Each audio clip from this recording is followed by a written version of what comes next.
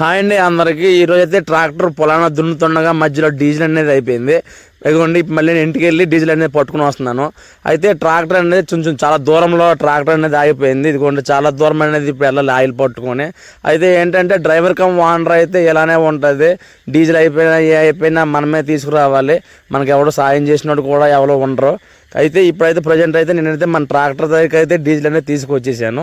అయితే డీజిల్ ఎక్కువ తీసుకురాలేదు, ఎందుకంటే ట్రాక్టర్ అనేది కొంచెం దూరంగా ఉందని చెప్పేసి 20 లీటర్ల ఆయిలే తీసుకొచ్చాను. అయితే ఇప్పుడైతే నేనైతే మన ట్రాక్టర్కి రోటావేటర్ అనేది తగిలించాము. ఈ రోటావేటర్ ఏంటంటే ఒకప్పుడు మిషన్ పెట్టేసి ఆడించామన్నమాట. అది పెద్ద పెద్ద జాడిలా ఉండిపోయింది. దానికని చెప్పేసి ఇప్పుడు ఏంటంటే రోటావేటర్ అనేది వేస్తున్నాము.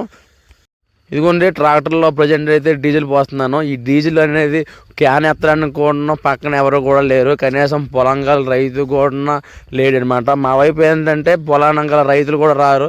ఏ ట్రాక్టర్ అయితే ఆ ట్రాక్టర్ దున్నుకొని రావడమే. ఇదిగోండి చూస్తున్నారు కదా, నేనే పోసుకున్నాను.